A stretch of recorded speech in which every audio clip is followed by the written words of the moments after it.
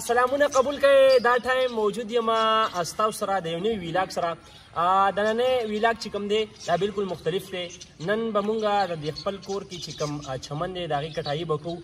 دغه چمن چې کوم دی دا به صفا کوو. تاسو ته معلومه ده چې هر انسان له پکار دی چې صفایي وکړي. نو دغسې څنګه د ایمان حصه د صفایي مونږ به دا صفایي کوو، دا کبل به کټ کوو. د دې نه علاوه بار خلک چې څونه په دنیا کې دی هغه ټول چې کوم دی په کور کې چمن ساتي او بیا د هغې صفایي کوي، د هغې سره مشینري وي. مونږ هم کوشش کوو چې دغه صفایي وکړو، ستاسو سره دا ویډیو شیر کړو، د دې مشین دا کار چې کوم دی دا وګورو. ستاسو سره به دا ټول ویلاګ شیر کوو. زموږ سره اوسئ.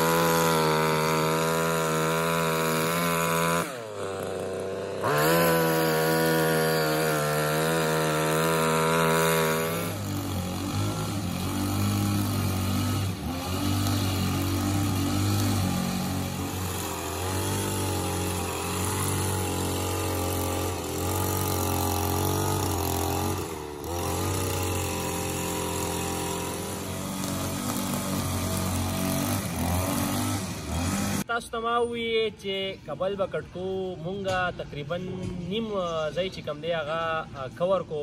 د هغې نه پس لږ ځای پاتې دی خو تیاره کېږي. د هغې نه مخکې مې درته وي مشین له به دمه هم ورکو. دا دې ته 2 سټوک مشین وایي. دا میلاویږي په هر ځای کې په ارزان ریټ باندې. او دا د بار ملکونو نه چې کوم دی خلک راغواړي هم، او دا ډېره بهترینه صفایي هم کوي. د دې سره مختلف قسمه بلیډونه هم لګېدلي وي.